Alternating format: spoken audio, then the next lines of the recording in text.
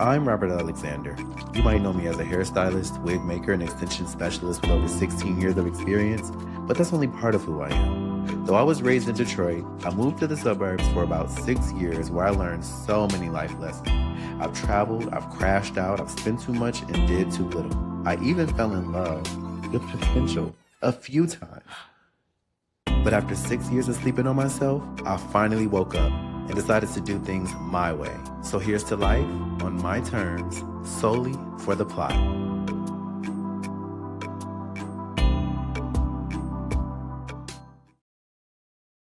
Hello and welcome to another episode of For the Plot. I don't know where this is about to go, but I just felt compelled to start recording and start talking. And I just had this realization that when things are from God, they feel aligned. And when they are from Satan, when they feel really, really close, but at a cost. And I've experienced that so many times in my life where I've leaned into it so much that I've learned the distinction. For the past year, 2 years, 3 years, increasingly so, I've just leaned into doing exactly what it is that I want to do.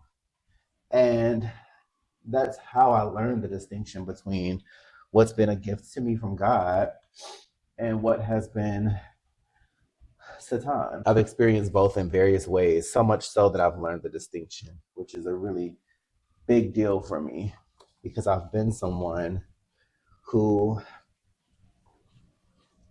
was willing to give up on things that mattered to me for a taste of what I thought I wanted, specifically and especially when it comes to romantic partnership. God is perfection, and there's a perfect match for each and every one of us.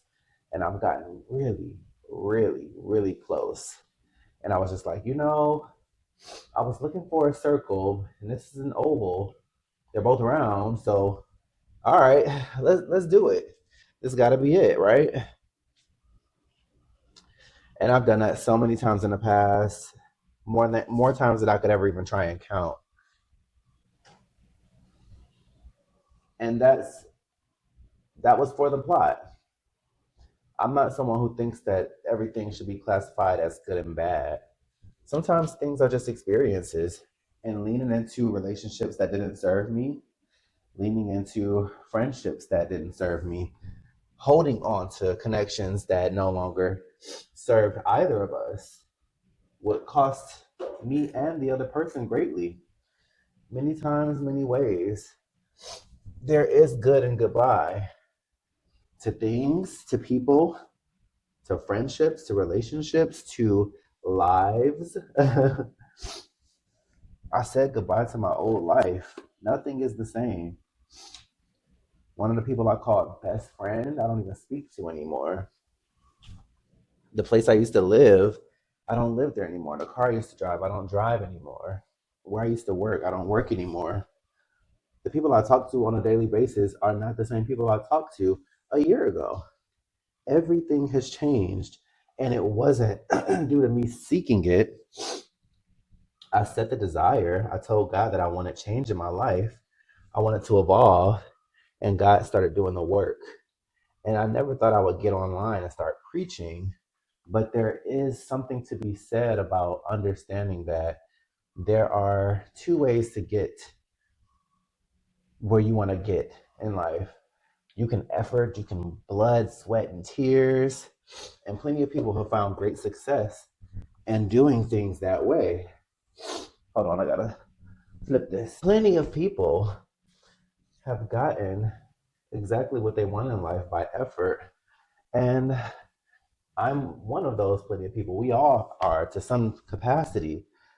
But recently, I've allowed God to intervene, and relationships I never thought would end just ended almost overnight. I had this really interesting experience last year where someone that I called my very best friend, and I have a few best friends,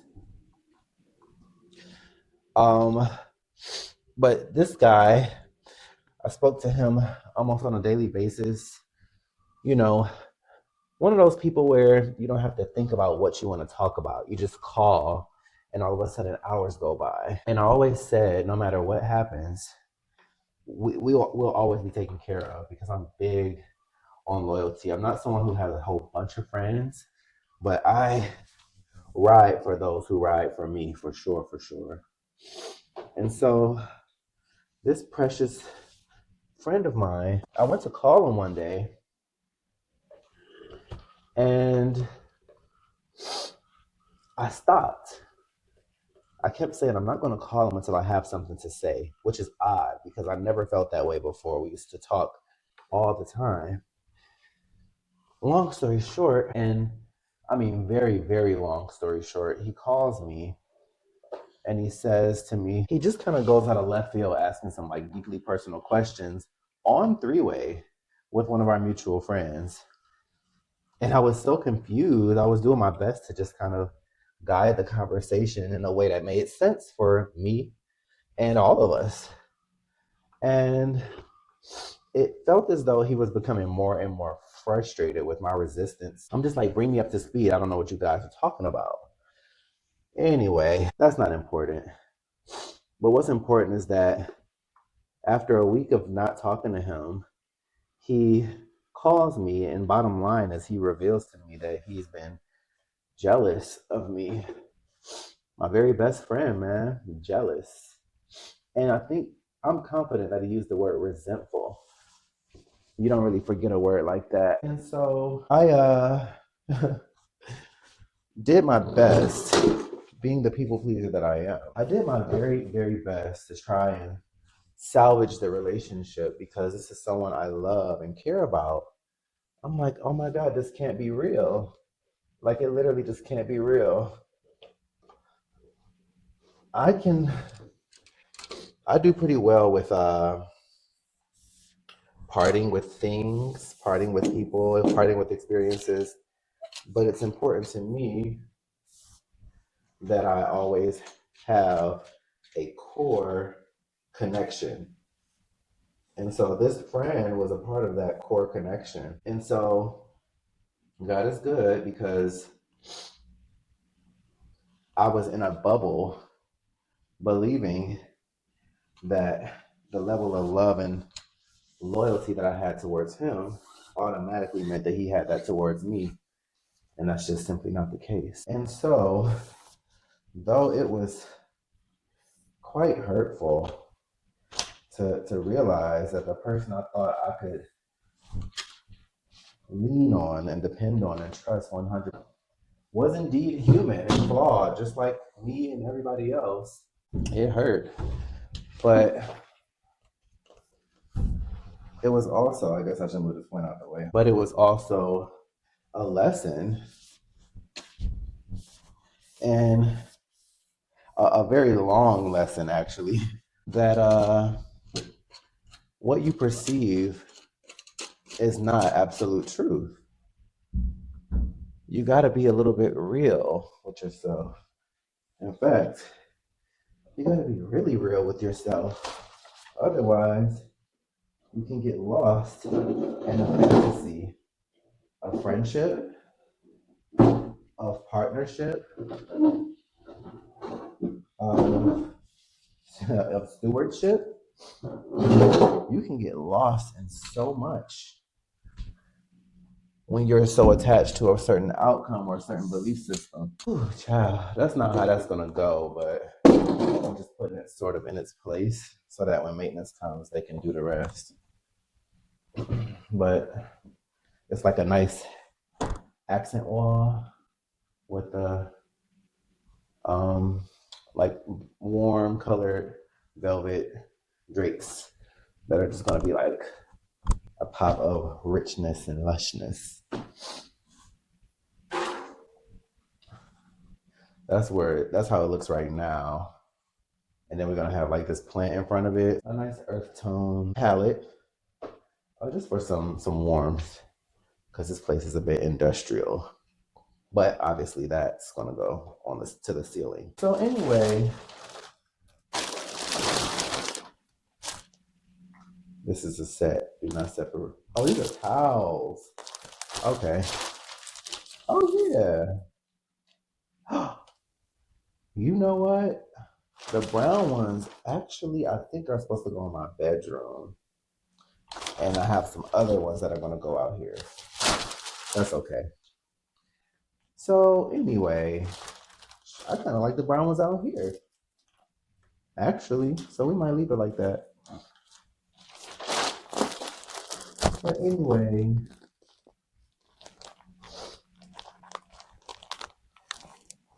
the realization that shit is not always sweet was like the best thing to happen for me because I disconnected from this bubble fantasy that I was living in. I think we about to return these. I'm not a fan. I don't like the shade of green, and they also look kind of ashy. No, I'm going back. Damn. The whole point is that that friendship felt amazing to me. It was exactly what I needed in a lot of ways. But what I didn't realize is that once it ended, I developed this level of independence socially that I never knew I was capable of. In my last episode, I talked about how oftentimes I go to parties. I shouldn't say oftentimes, but recently I've been at parties where I'm making friends and I'm connecting with people. I have no one to lean on or to rely on. And once upon a time, I needed that. That was the only way I could. Oh, hopefully, I can get that line out. Where the hell did that come from? If y'all got tips on getting that out, please. But yeah, I used to rely on familiarity. And it's funny because the more things became unfamiliar, the more I got to see myself fully. Everything is a mirror.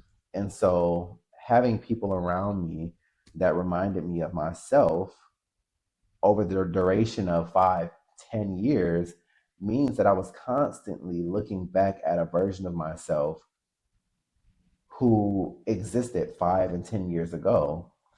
And now being in a space where I have none of those familiarities, none of those same reflections, I'm learning that who I am now, who I always was much bigger than how I played the game.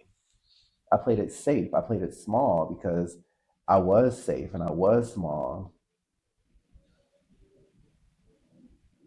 And that's what I mean to bring this whole thing back to planet Earth. What makes sense to me is that this is from God. This is not a poisonous, shiny apple. This is not playing on my need to be or feel something. I'm simply existing. And I never knew the power of forfeiture in this way. I'm putting in the work, don't get me wrong. These tattoos here, this says keep it light and it says make it count. And keep it light to me is keeping God is light. So keeping it light means always leaning on God, always listening to God, always following God. The tension, the anxiety, the resistance is when you want it your way so bad that you're willing to argue with God. I did it the most, trust me. And now I'm just like, all right, where we going, God? And then this one says make it count because there is a time where it's my turn to bust a move and I'm always sitting on ready. So me and God are in collaboration. We're business partners. We're in a relationship and we do good. We do really good together. I like it. It's growing. The relationship is growing. We're learning together. I guess I should say I'm learning because God always knew. But I'm learning more and more how to rely on my partner, someone who has been fiercely hyper independent. I'm now just like, oh yeah, yeah. You much better at that than I am. I'm gonna let you do your thing, and then when it's time for me to do mine, to come in and refine and design, I'll to come in and refine and design, I'll do that to make it personal to me. So very different for what I anticipated this episode being about. A very different message than what I anticipated this podcast even being about. But true to me, it's all fun. It's all, we love a good kiki and everything. But at the end of the day, if you know me, my passion is pushing the needle forward, expanding our minds, becoming better versions of ourselves, and using transparency and vulnerability to evolve as a society, as a people. Because it's very easy to get caught up in the emotions. It's very easy and very comfortable to remain who you were 5 and 10 years ago because it's familiar. And just last week, I was talking to a client and I was saying how familiarity trumps awe. I could be in a house with a leaky sink and a broken mirror and say to God, "But Lord, this is my home." Whole time, He trying to upgrade me, and I'm like, "No, I like the little leaky ceiling. I like that. It's what I know. Let's not be sentimental to old things." That's ultimately what this is about. So, with that being said, I know for a fact that anyone who has made it to this point in the video, I know that your mind went somewhere knowing that there's something to do that you haven't done, that you've been wanting to do, but you've been maybe afraid of, maybe ending a friendship, maybe ending a relationship, maybe starting a relationship, moving, whatever it is. If you've been looking for a sign, this is it. Do it for your elevation, for your edification, you know. All right, guys, if you love this episode, give it a thumbs up, give it a like, put a comment, tell me your favorite part. If there's something you didn't like, I'm just as eager to hear that as well. Let's keep the conversation going. And until next time, do something solely for the fly.